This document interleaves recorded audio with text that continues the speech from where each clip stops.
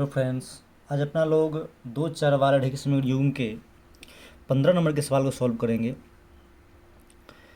सवाल है, ए नंबर में निम्नलिखित रैखिक समीकरण युग्म को आलेखीय विधि द्वारा हल करें और इन रेखाओं तथा एक्स अक्ष से घिरे क्षेत्र को छायांकित करें और छायांकित क्षेत्र का क्षेत्रफल भी ज्ञात करें। देखिए 15 में जो है आपको 15 के में 4 सवाल है। पहला सवाल यह है, दूसरा यह है, तीसरा चौथा यह है, ठीक ना। तो चलिए सबको बारे बारे सॉल्व करते हैं। तो चलिए पहला इक्वेशन है, इसको सॉल्व करते हैं। समीकरण एक्स, समीकरण एक है 2x + y = 6। तो यहाँ कर लेते हैं अपन लोग 2x = 6 - y। x बराबर हो जाएगा 6 - y/2। ठीक, अब यहाँ से क्या करते हैं, x और y का मान निकाल लेते हैं।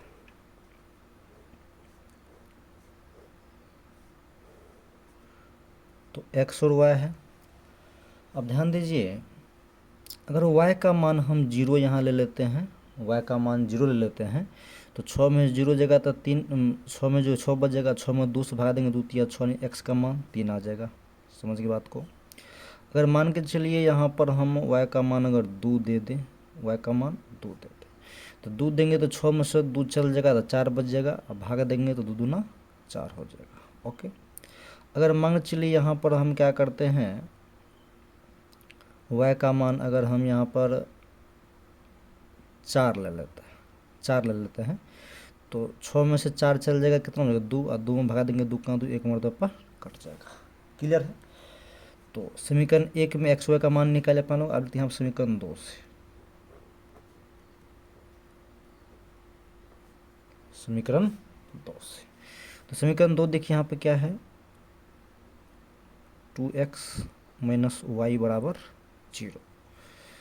तो यहाँ कर लेते हैं अपन लोग 2x = y, तो x बराबर क्या हो जाएगा, y/2।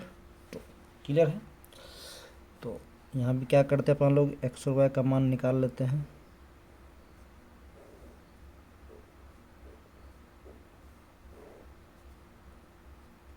x और y,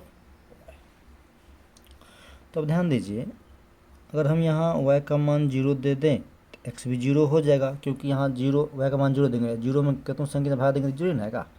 अगर मान चलिए यहाँ पर हम क्या करते हैं, y का मान अगर 2 दे दें, तो ऊपर में 2 देंगे, 2 से 1 मतलब कट जाएगा। ठीक है। अगर यहाँ पर मान चलिए हम 4 दे दें, तो 4 देंगे तो 2 दूना 4, यहाँ 2 हो जाएगा। एक्स और y का दोनों इक्वेशन अपन लोग मान निकाल लिए, और उसको ग्राफ पेपर पर दिखा देते हैं। ध्यान से समझिए।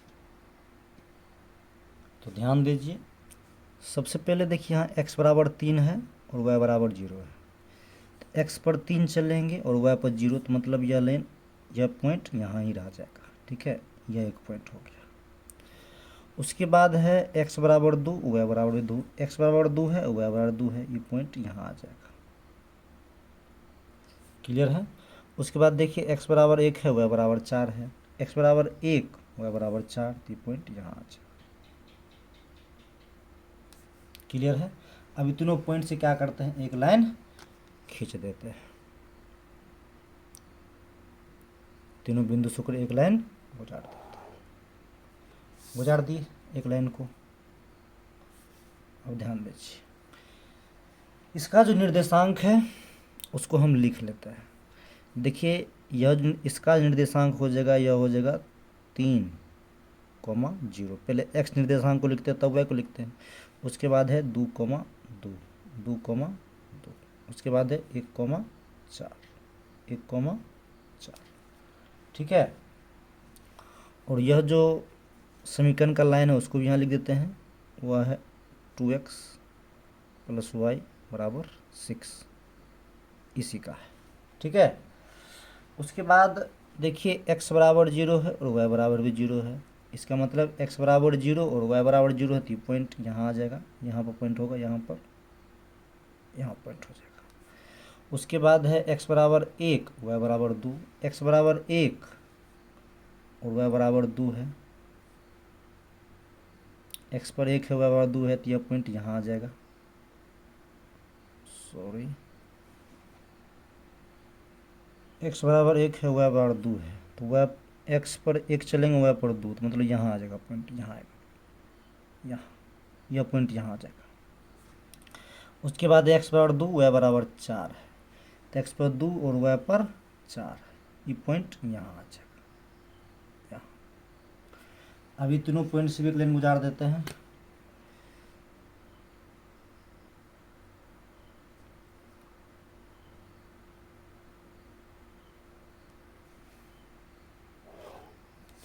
इससे एक लाइन गुजार दिए। अब इसका निर्देशांक भी लिख लेते हैं। यह तो मान के चलिए 0,0 ही होगा। उसके बाद 1,2, तो यह है 1,2 इसका हो जाएगा। उसके बाद इसका 2,4 हो जाएगा। तो यह कौन सी इक्वेशन का है उसको भी लिख देते हैं, 2x - y बराबर 0। ये इक्वेशन का यह लाइन है। अब सवाल में यहाँ देख लीजिए, एक लाइन यहाँ लिख दिया गया था, जो x मतलब इन रेखाओं तथा x अक्ष से घिरे क्षेत्र को छायांकित करे और छायांकित क्षेत्र का क्षेत्रफल ज्ञात करे। तो आप देख लीजिए, ये दोनों रेखा और x अक्ष से घिरे क्षेत्र जो है, पहले उसे क्या कर देना है, छायांकित कर देना है। ठीक है, छायांकित कर देते हैं। चलिए सभी छायांकित करते हैं इसको।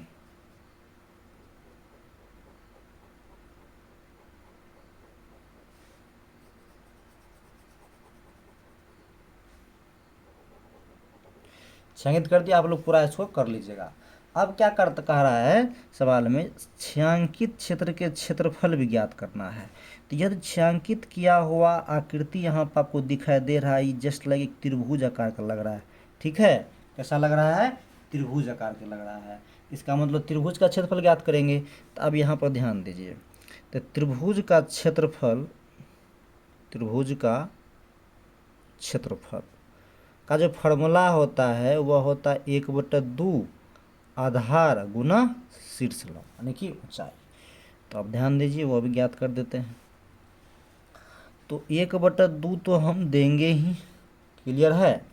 और यहाँ पर देखिए आधार, तो त्रिभुज का आधार 0 से लेकर के 3 तक है। इसका मतलब आधार कितना हो गया इसका, यहाँ से यहाँ तक 3 हो गया। तो आधार यहाँ क्या देंगे, गुना में 3 देंगे, क्लियर। उसके बाद ऊंचाई है, तो ऊंचाई देखिए त्रिभुज की ऊंचाई यहाँ तक है ना, यहाँ तक है ना। तो यहाँ देखिए यह जो पॉइंट है, यह पॉइंट देखिए इसके सामने 3 के सामने, इसका मतलब इसका ऊंचाई भी कितना है, 3 है। आशा करता बात समझ रहे होंगे। तो आप यहाँ पर ध्यान दीजिए, इसको अगर गुना करेंगे तो यह हो जाएगा 1/2 और हो जाएगा 3 तिया 9। तो यहाँ पर हो जाएगा 9 को 1 से गुना करेंगे, यह हो जाएंगे 9/2। इसको काट लीजिए तो हो जाएगा 2 चौका 8 और 0.5 हो जाएगा, इतना मीटर स्क्वायर या वर्ग मीटर। तो इसका त्रिभुज का एरिया इतना हो गया। आशा करते हैं आप इस चीज़ को समझ गए होंगे। चलिए नेक्स्ट सवाल बनाते हैं। तब ध्यान दीजिए, देखिए इस सवाल को हम बना दिए हैं, ये वाला को। अब उसी टाइप का ये सब सवाल भी है, उसी प्रकार से त्रिभुज बनेगा और त्रिभुज को छायांकित कर दीजिएगा, उसका क्षेत्रफल ज्ञात कर लीजिएगा। समझ गए ना। अगर नहीं बने तो आप कमेंट कीजिएगा, हम फिर से बना के डाल देंगे, क्योंकि इसी एक ही तरह का सवाल है। समझ गए ना। अब चलिए इसी में एक अलग टाइप के सवाल है, बी नंबर के सवाल, उसको थोड़ा देख लीजिए सवाल में ध्यान से। इसमें हम बना के दिखा देते हैं। सवाल कहता है, जो निम्नलिखित रैखिक समीकरण युग्म को हल करें तथा इन रेखाओं और y अक्ष से घिरे क्षेत्र को छायांकित करें तथा इसका क्षेत्रफल भी ज्ञात करें। तभी उन रेखाओं और x अक्ष से घिरे क्षेत्र का क्षेत्रफल ज्ञात करने का रहा था। अब की बार कह रहा है उन रेखाओं और y अक्ष से घिरे क्षेत्र का क्षेत्रफल ज्ञात कीजिए। तो चलिए इसमें बना के आपको एगो हम दिखा देते हैं। समझ गए। तो ध्यान दीजिए सवाल में, तो ध्यान दीजिए। चलिए सवाल सॉल्व करते हैं समीकरण 1 को। तो देखिए यहाँ पे क्या है, x - y बराबर 1 है, तो यहाँ लिख लेते हैं x बराबर 1 + y। ठीक है। तो अब यहाँ से अपन लोग x और y का मान निकाल लेते हैं।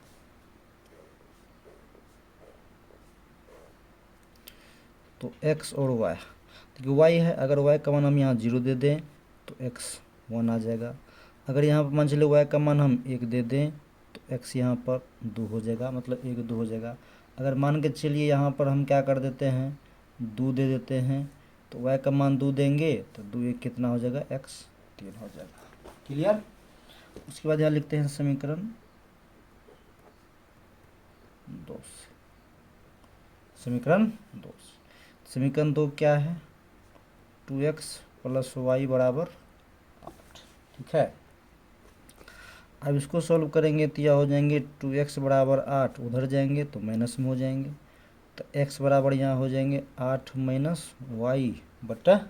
हो जाएगा। क्लियर है। तो चलिए यहाँ भी x y का मान पता करते हैं अपना लोग।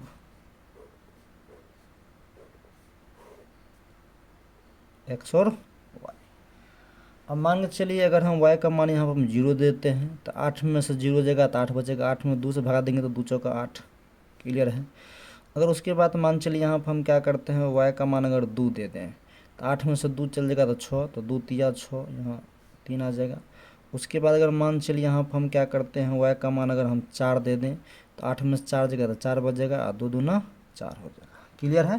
तो x और y दोनों का मान निकल गया। अब चलिए इसको अपन लोग ग्राफ पर रख देते हैं। तो चलिए ध्यान से देख लीजिए, पहला का देख लीजिए, x का मान 1 है, y का 0 है। ठीक ना। तो इसको क्या करते दिखा लेते हैं, फिर अपना लोग क्या करेंगे, ई वाला को देखेंगे। ठीक है। तो चलिए इस पर दिखाते हैं। तो x का मान 1 है और y का 0 है। तो x का मान 1 है, y का जो यहाँ 1 पॉइंट हो जाएगा। उसके बाद x का 2 है, y का 1 है, x का 2 है, y का 1 है, x का 2 y का 1 है, तो यहाँ आ जाएंगे। उसके बाद x का 3 है, y का 2 है, x का 3 है, y का 2 है, यहाँ आ जाएंगे। तो आप क्या करते हैं, ये तीनों पॉइंट से एक लाइन को खींच देते हैं।